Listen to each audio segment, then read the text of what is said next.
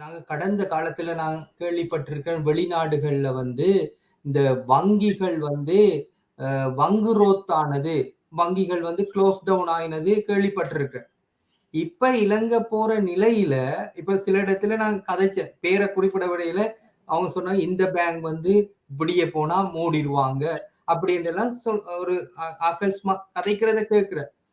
உங்களோட இவ்வளவு கால அனுபவத்தில, இலங்கையில அப்படியான ஒரு நிலைமை ஏற்பட வாய்ப்பு இருக்கா? 3 இலங்கையில இருக்க பேங்குக்கு நீங்க பெரிய பதவியில இருந்திருக்கிறீங்க. சிஇஓவா எல்லாம் இருந்திருக்கிறீங்க. நான் நினைக்கிறேன் HNBல இருந்தீங்க, காகில்ஸ் பேங்க்ல இருந்தீங்க. அடுத்தது எனக்கு தெரியாது எந்த NDB. பேங்க். NTTல NDB. இருந்தீங்க.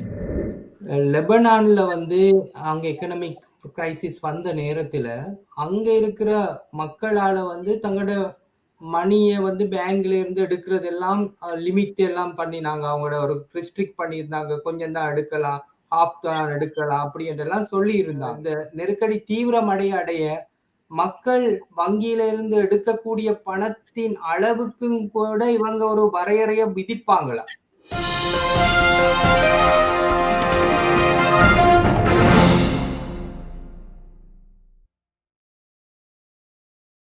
நீங்க வந்து சொன்னீங்க 3 இலங்கையில இருக்க பேங்குக்கு நீங்க பெரிய பதவியில இருந்திருக்கிறீங்க. சிஇஓவா எல்லாம் இருந்திருக்கிறீங்க. நான் நினைக்கிறேன் HNBல இருந்தீங்க, காகில்ஸ் பேங்க்ல இருந்தீங்க. அடுத்தது எனக்கு தெரியாது எந்த NDB. பேங்க். NTTல NDB. இருந்தீங்க. இப்ப வந்து நான் நான் அறிஞ்சு கொள்றேன். வங்கியாளர்களோட கதைக்கும்போது, இந்த பேண்டமிக் டைம்ல வந்து வங்கிகள் வந்து ஒரு என்ன சொல்றது? அதிகமான லாபத்த ஈட்டுறாங்க. Super profit ஈட்டுறாங்க. இது வந்து இதற்கு காரணம் என்ன? மக்களுக்கு அப்படின்னு சொன்னா ஒரு தீங்கு நடக்குதா?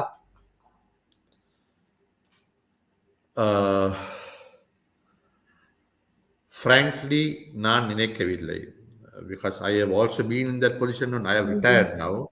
But when I look back and see, நான் நினைக்கவில்லை. ஏனென்றா இது ஒரு எஸ்பெஷலி த பிரைவேட் பேங்க்ஸ் நான் நினைக்கல ஒரு ஆஃபீஸரால இல்லாட்டி வித் ஹேண்ட்ஃபுல் ஆஃப் ஆஃபீஸர்ஸ் அப்படி பாலிசிஸ் இருக்கிறது. Because in all these banks ஆயிரக்கணக்கான ஷேர் ஹோல்டர்ஸ் இருக்கிறார். The accounts are produced, they are audited by reputable auditors. ஒவ்வொரு வருஷமும் annual general meeting இருக்குது. அவங்களோட செயற்பாடுகளை கொஸ்டின் பண்றதுக்கு ஒரு ஆப்பர்ச்சுனிட்டி இருக்கின்றது. அது மாதிரி அன்லைக் மேபி 20 years ago, இப்போ எங்களோட ஸ்ரீலங்கன் பேங்க்ஸில் ஷேர் ஹோல்டர்ஸாக நாட் ஓன்லி எங்களோட நாட்டு இன்வெஸ்டர்ஸ் மட்டும் இல்லை, you have a lot of the big funds வெளிநாட்டிலிருந்து, from America, from Europe, from Far east,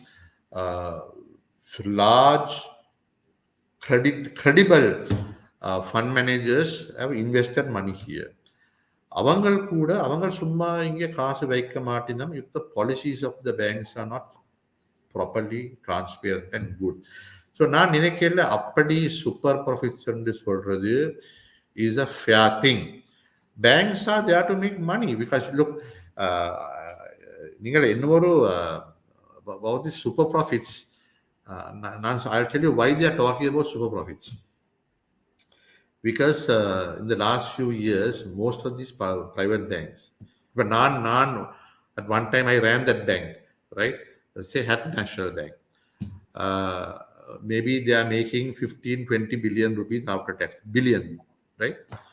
ஆனால் ஒரு சின்ன ஒரு பிரைவேட் கம்பெனியை விட if you look at a bank, ஒரு ரூபாய் ஆஃப்டர் டேக்ஸ் ப்ராஃபிட் ஜெனரேட் பண்றதுக்கு typically you need at least anything between 75 to 100 rupees of assets. The typical return on assets is between 1 to 1.5%. ஆனா ஒரு கம்பெனியில் typically you can make 25-30% return. So what lot of people பொதுமக்களுக்கும் which is not known, சாதாரணமாக இந்த super profits இந்த allegation வரைக்கே what they don't realize is அந்த ப்ராஃபிட்ஸை generate பண்றதுக்கு எவ்வளவு assets a bank has to accumulate and the responsibility people don't realize. So I think that is an unfair statement. Okay. இப்ப அடுத்ததாக நான் முக்கியமான ஒரு இது என்ன, இப்ப உங்களுக்கு இந்த ஸ்கிரீன் இத காட்டுறேன். ஆ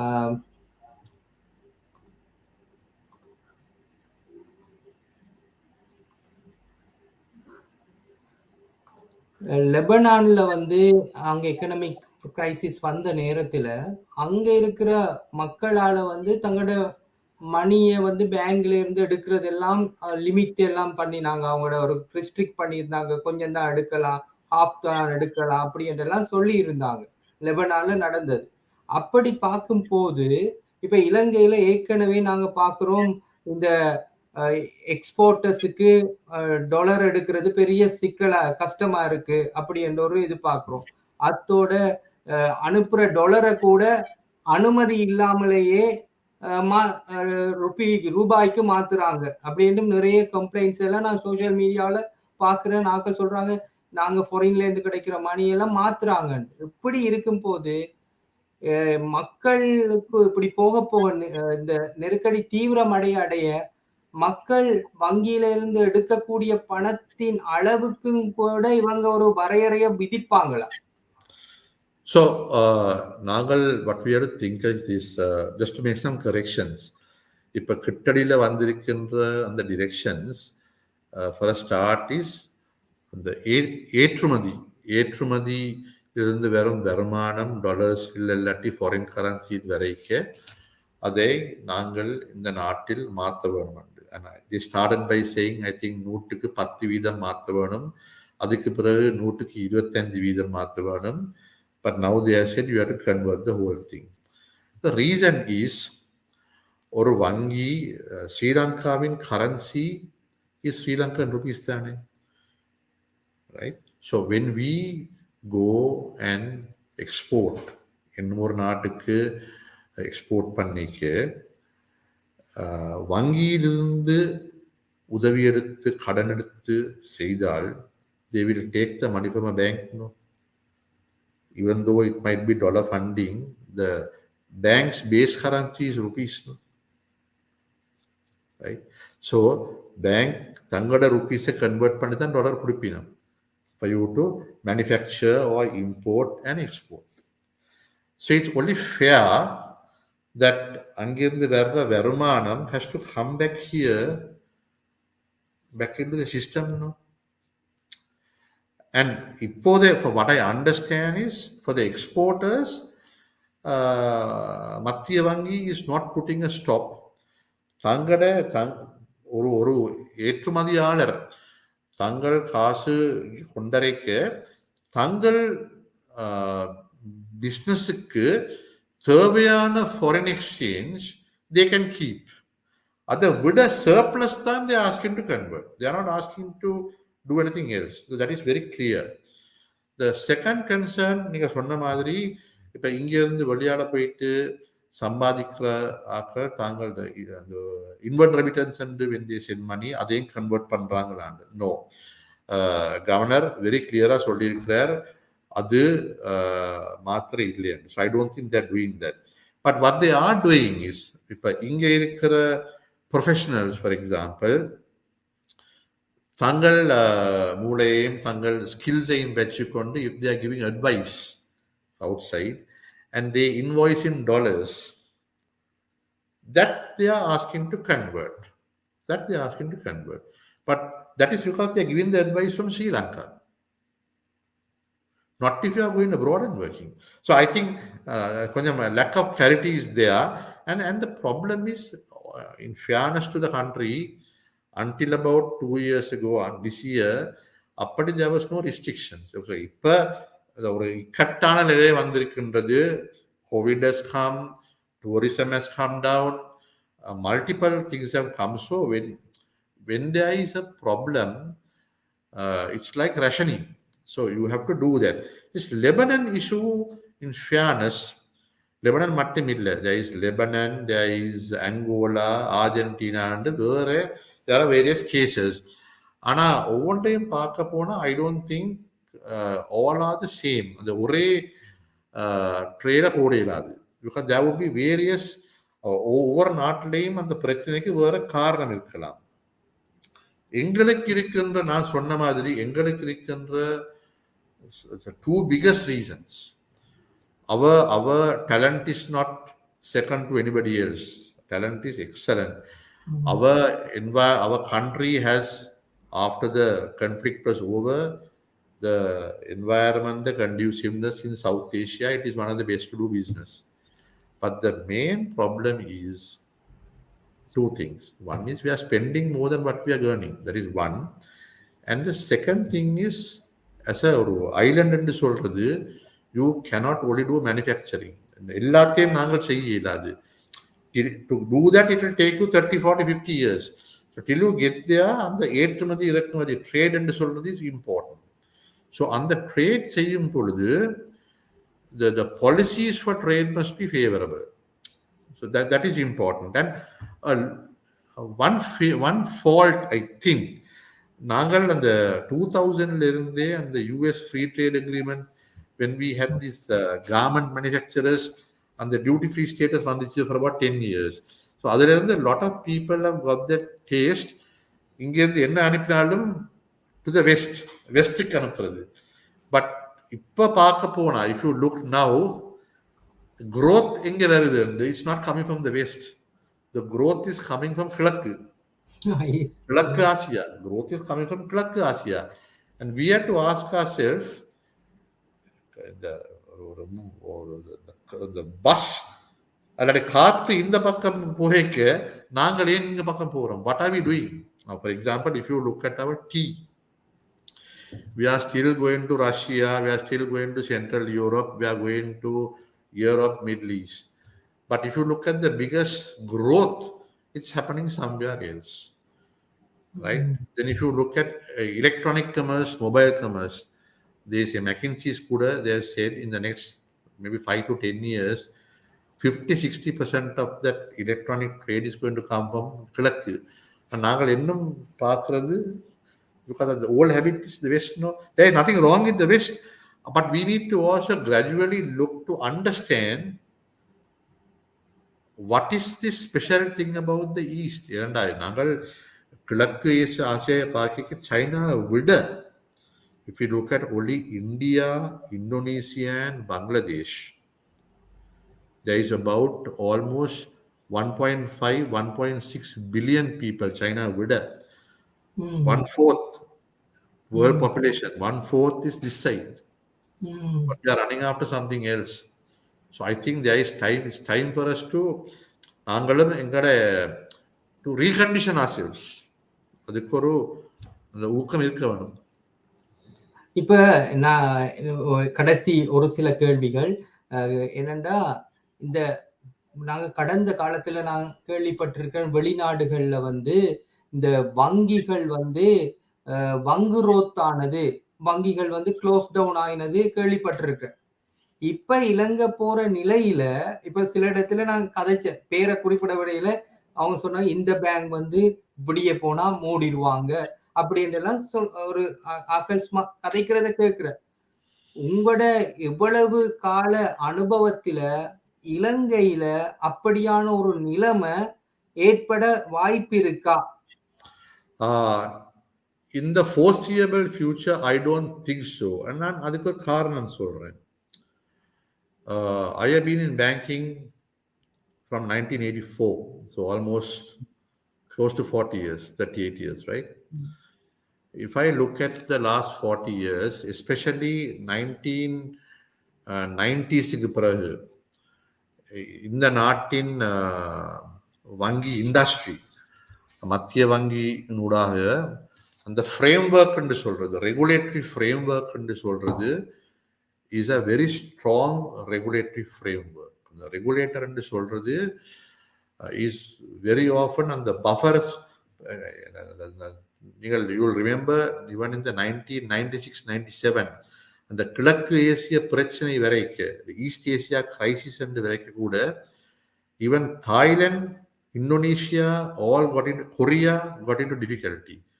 Ana Sri Lanka didn't get into difficulty because the மத்திய வங்கி got involved with the banks and created the buffer and சொல்றது ஒரு cushion ஒன்று they created in reserves the shock absorb பண்றதுக்கு the oversight is very strong.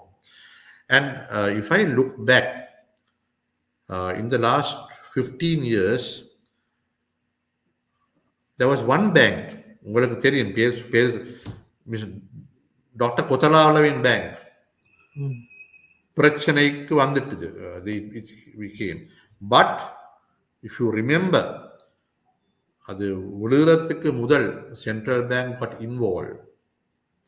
Board of directors remove பண்ணி they got involved, they took control, they brought in a new management, they got in, and then slowly they changed the ownership, and it didn't take more than 6-7 years.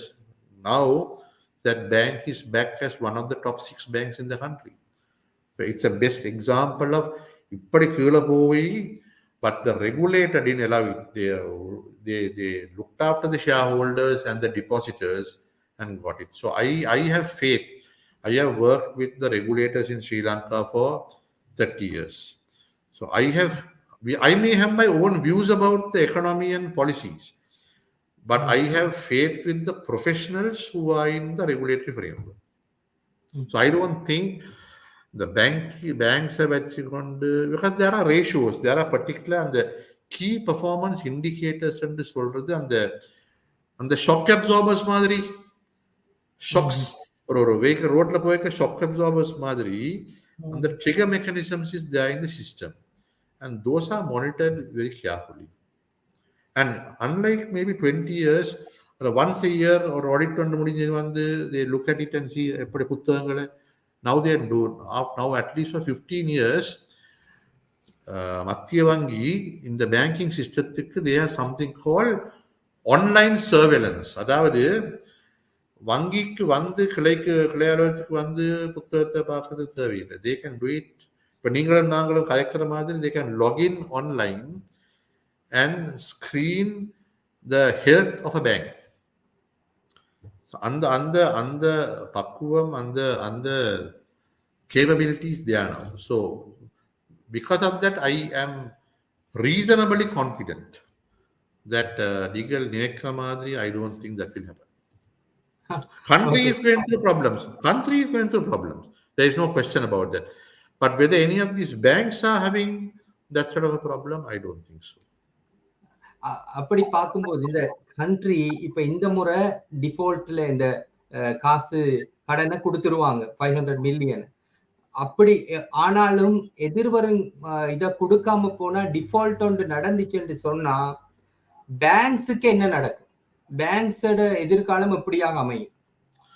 So there are two types of things. I mean, I am at the moment assuming they will pay. So there is no, I'm not talking about that. But we will take the hypothetical academic exercise.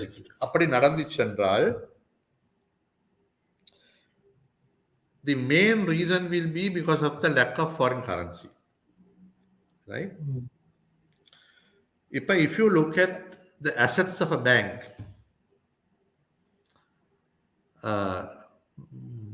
most of the banks, I don't think they have more than 20-30% of the balance sheet in foreign assets. It's not having 70-80%, right? That's the first question. The second question is, இப்ப நாங்கள் இந்த talk தொடங்கிக்க we spoke about the sovereign bonds, no? So there are two types of bonds which are currently in the hands of banks. ஒன்று international sovereign bond என்று சொல்ற SLDB. The other one is SLDB, Sri Lanka Development Bond என்று சொல்றது, both are in dollars. The total value of dollars in the hands of local banks which are due in the next 5 years is about $3.7 billion. 3.7 billion, right? But the banks, the balance sheets பார்த்தா the ratios of these bonds as a percentage of the bank's assets is ranging between maybe 1% to the highest is probably 11%. And then the 11% is a fairly mid-sized bank. The largest bank in the country, the holdings is about 6%. So what I'm trying to say is, the normally பார்க்க போய்க்கு it looks ஒரு மேல மாதிரி it looks scary.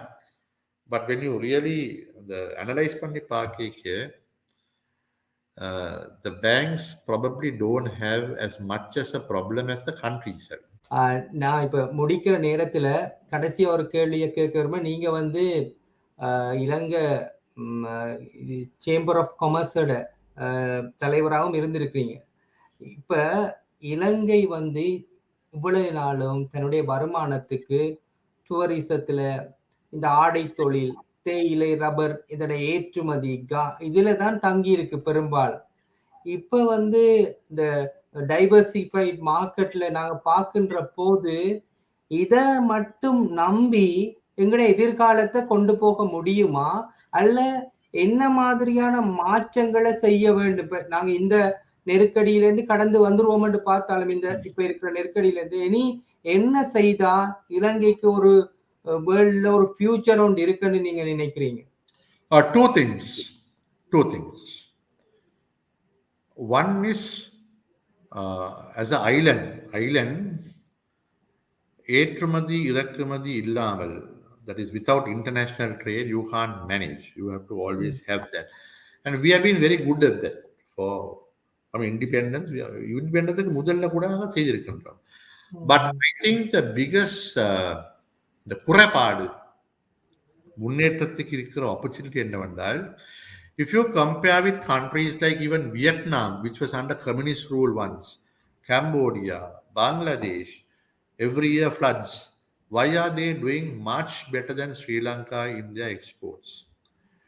Because we are still, a lot of our, I'm not talking about services, the goods and சொல்றது, தேயிலையோ, ரப்பரோ, கோகோனட்டோ, மிளகாயோ, whatever you call it, our focus is mainly on the raw material எடுத்துக்கொண்டு தான் export பண்றோம்.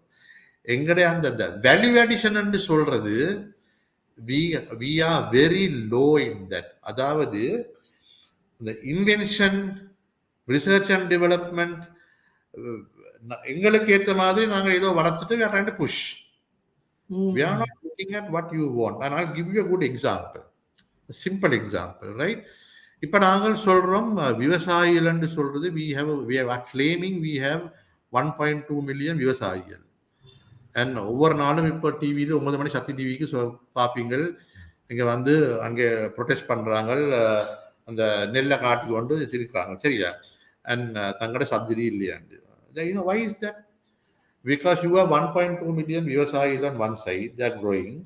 They have been told, சரி இங்கே subsidy இருக்குது, fertiliser இருக்குது on one side, guaranteed price உங்களோட நெல்லை நாங்கள் வாங்குவோம் என்று ஆண்டு சொல்லி இருக்குது.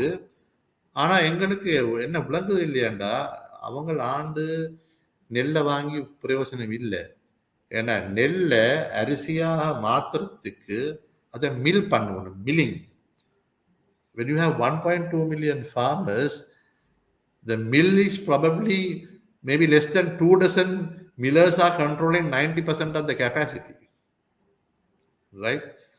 So you have ஒரு tunnel மாதிரி a mismatch between the population of farmers and millers.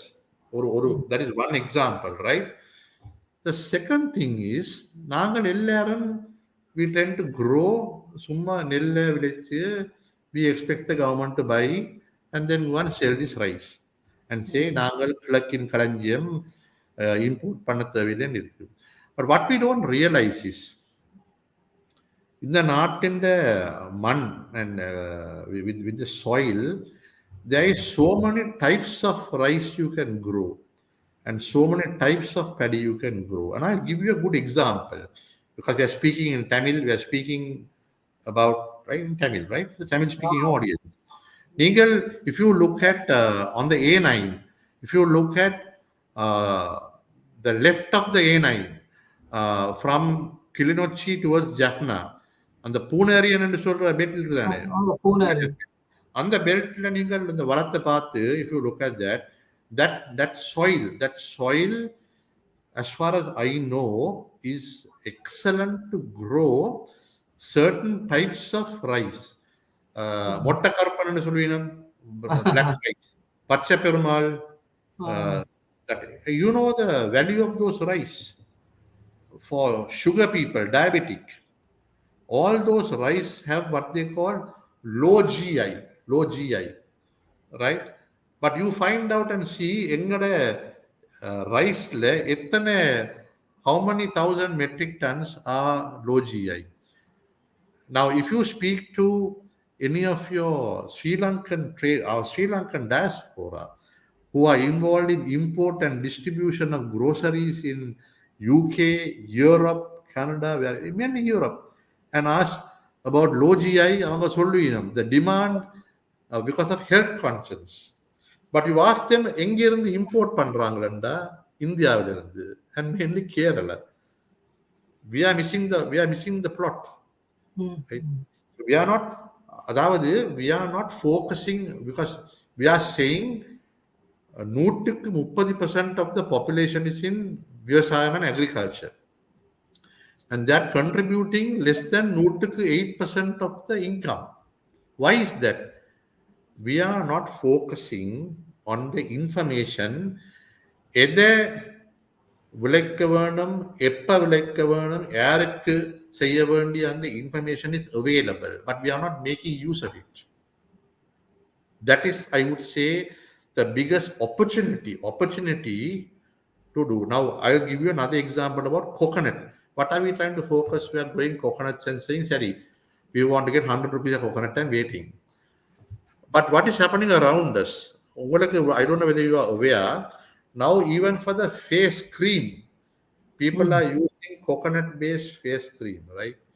உங்களுக்கு தெரியுமோ தெரியாது, now some of the latest research is even toothpaste is coconut-based, right? But what is Sri Lanka doing to create value? They are only focusing either on the coconut and sell, allati and the peat and solradhu, they do that like a brick and export. But today the opportunity of value and solradhu, the value chain is so much. The other one is because you and I both speak Tamil. Alavira, we speak about Alavira. Now you look at the Kudanadu, everyone is growing Alavira.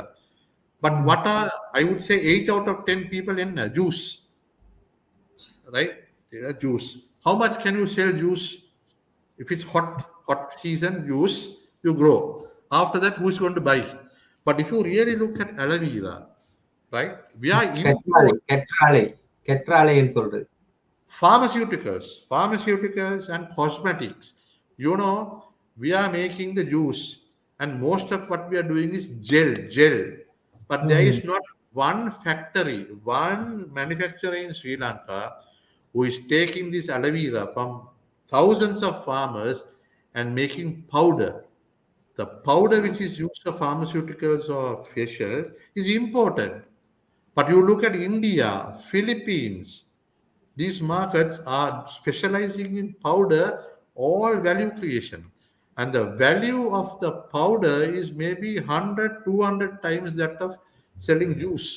So what I'm trying to say is, the Kurapad is value addition is on one side, on the traditional. The other area is IT. Whatever said and done, I know we have about 3 million people working outside, and maybe about 1 million people who have gone away, not the Middle Eastern workers and the who have gone away. Fine. But even with that, we still have some very good talent. It's not about English. But I still feel when we compare with India, even Bangladesh, Vietnam, Russia, எங்கட நாங்கள் செய்கிற ID is very basic. இன்னும் ஒருத்தர் செய்தால் நாங்கள் அதை back office மாதிரி செய்துட்டு we are happy. அந்த engineering, innovation to do, that is what the Indians do, that is what the Russians do, that is what the guys from Ukraine do. So we have a huge opportunity if we slightly under the value chain கொஞ்சம் மேல போனா, the demand for Sri Lankan talent will be as good or better than any other talent. So as far as I am concerned, இந்த நிலைமையிலிருந்து எங்கட வெளியே கொண்டுறதுக்கு there are two reasons. The talent on one side and the value addition in exports. If we can focus on those two, in the medium term, this country can go forward. நம்ம முதல்ல ஃபைனல்னு சொன்னா இது ஃபைனலா நீங்க சொன்னபடியா டேஸ்பிரான்னு சொன்னபடியா 3 million டேஸ்பிராக்கள் இருக்காங்க புலம்பெயர்ந்த ஆக்கள். அவங்க வந்து இப்ப நான் கிட்டடியில கூட ஒரு எக்கனாமிக் நெஸ்ட்ல பார்த்தேன்னா வெளிநாட்டுல இருக்கிறார்கள் பணத்தை இலங்கைக்கு அனுப்புறதுக்கு யோசிக்கிறாங்க. காரணம் இந்த டாலருக்கு இங்க கொடுக்கிற பெறுமதி குறைவா இருக்குன்னு சொல்லி அவங்க ஹவாலாவ பயன்படுத்துறாங்க. இப்படி வெளிநாட்டு இருக்கிறாக்கிற நம்பிக்கைய கட்டி எழுப்புறதுக்கு நம்பிக்கையை பெறுறதுக்கு இலங்கை அரசாங்கத்துடைய ஒரு குறுகிய அந்த ஷார்ட் சைட்டட் கொள்கைகள் ஒரு காரணமாக இருக்குது அப்படின்னு சொல்றாங்க. நீங்க இப்ப நாங்க இப்படி இருக்கிற ஒரு இக்கட்டான எக்கனாமிக் நிலைமையில உண்மையிலேயே எங்கட புலம்பெயர்ந்த ஆக்கள் சரியான முறையில காசு அனுப்பினாலே வெளிநாட்டோட காசு இல்லாம கூட நாங்க மீண்டு வந்துடலாம். அந்த அளவுக்கு பணக்காரங்க இருக்கிறாங்க வெளிநாட்டுல. ஆனா ஏன் அவங்களோட இத முழுமையா டேப் பண்றதுக்கு எங்களால முடியாம இருக்குது அவங்களோட பொட்டன்ஷியல்? So நான் 3 பாயிண்ட்ஸ் கொடுக்கிறேன். 3 points. The first point is மற்றொரு புலம்பெயர்ந்து அங்கே போயிட்டு ஒர்க் பண்ற ஆட்கள் கூட நார்மலி திருப்பி அனுப்புற ஆட்கள் when they send money, they don't just keep money in dollars. They send amma, appa, pilliyal, they have a dependent who need money for some purpose. So, avangala portha varayila they'll want to get the best value for the dollar and they change. But normally, the price of the dollar against the rupee has to be based on demand and supply. Right? When the country was stable, always there was a black market. Black market எப்பவும் இருக்கும். But when there is stability and the price reflects the demand correctly, and the difference between the black market and the official is not more than 3-4 rupees.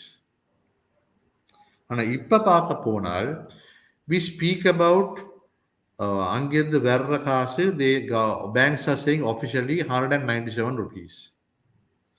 நாங்க அனுப்புனா is 203 rupees, வந்தா the guide is 197.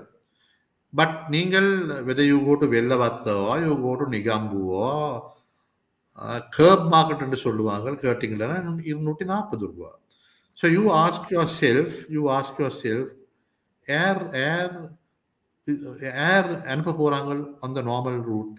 So you see the first point is you need to adjust the rate to reflect the market. So either there must be enough dollars in the system for the banks to be confident and saying, "Ungada kaase, we don't need at any price, we have the dollars," and then it comes down. Or, no, we need the dollars, so we will pay you this price to reflect the price. So that is the first thing. That adjustment has to come. If you recall, in the last 10 years, when I think the dollar rupee was about 104, 105 rupees, or a budget speech, it was about 10 years ago, it went up to 118 rupees. They devalued the rupee on one budget speech. But that what happened was immediately the stability came and it set a new market. So Adumadri, that has to come. That has to come on point one. The second thing is the புலம்பெயர்ந்து போயிருக்கிற ஆட்கள் depending on their money. I mean, I respect the diaspora. But, I am also a very proud Sri Lankan. I'm Sri Lankan. And I have gone overseas and spoken to members of the diaspora also. But I have never gone and said, so if you go on YouTube, there is I think in 2017, I went as a chief guest to the Canadian Tamil Chamber of Commerce. It's on YouTube. And if you listen to my speech, I said, see, we don't want charity. Because every one of you in Canada has come as an immigrant and made money. You have done well. Mm-hmm. What you can do for Sri Lanka is hold the hand with your brother, sister, or your fellow Sri Lankan. Open the doors for the market. whether it's in IT, whether it is in agriculture, open the market because you are there in a much bigger market. All Sri Lanka needs is the hand holding to the market, money will come. So we don't need somebody's money. We don't need charity. We need the partnership and the because they whatever said அவங்க எங்க போயிருந்தாலும் அந்த தாய்மண் அந்த பற்று இருக்கின்றது. So I don't think we should ask people for money. We need to be able to position எங்களோட திறமை எங்களுக்கு என்ன ஆஃபர் பண்ணுவோம் and have a partnership and say come and take it. But open your market for us. That is what we can do. Those are the 3 points I would like to make. மிக்க நன்றி. ஒரு மணித்தியாலத்துக்கு மேலாக மோட இணைந்திருந்து நிறைய விடயங்களை நீங்க பகிர்ந்து கொண்டீங்க. எனக்கு இது ஒரு மேலே ஒரு யூனிவர்சிட்டியில இருந்த ஒரு லெக்சர் மாதிரி தான் கூட இருந்தது. நிறைய விஷயத்தை நான் படிச்சு கொண்டேன். எங்களுடைய பார்வையாளர்கள் கூட நிறைய விடயங்களை இதன் மூலமாக தெரிந்து கொள்ளலாம். என்றால் இந்த நேரத்துல நாங்க என்ன தொழில் செய்கிறார்களா இருந்தாலும், என்ன இனத்தை சேர்ந்தாக்களா இருந்தாலும், பொருளாதாரம் என்றது மிகவும் அவசியமாக அறிந்து கொள்ள வேண்டியதா இருக்கு. ஏன்னா நாங்க முந்தைய ஒரு காலத்துல சிலாக்கள் பேப்பர் கூட படிக்காத ஆக்களை பார்த்திருக்கிறேன். என்ன நியூஸ் நடக்குது. ஆனா இப்ப அதெல்லாம் இல்லாம இருக்க முடியாது. நாங்க எல்லாத்துலயும் அக்கறை உடையவர்களா இருக்கிறோம். அந்த வகையில தான் நாங்க சமூகத்துக்கு மிகவும் பயனுள்ள விடயங்களை எங்கட குளோப் தமிழின் ஊடாக அடிக்கடி நாங்க கொண்டு வரோம். அந்த வகையில இன்றும் ஒரு மிகவும் பயனுள்ள இந்த நேர்காணலை நாங்க கொண்டிருந்தோம். இதற்கு நம்மோட இணைந்திருந்த திரு ராஜேந்திரா தியாகராஜா அவர்களுக்கு மிகுந்த நன்றிகளை தெரிவித்துக் கொள்கிறோம். மிக்க நன்றி. என்னை இந்த ப்ரோக்ராமுக்கு இன்வைட் பண்ணதுக்கு மிக்க நன்றி. Wish you all the best. மற்றும் ஒரு நிகழ்ச்சியில் இணைந்து கொள்ளும் வரை உங்களிடம் இது விடைபெறும் நான் அருண் ஆரோக்கியநாதர். நன்றி, வணக்கம்.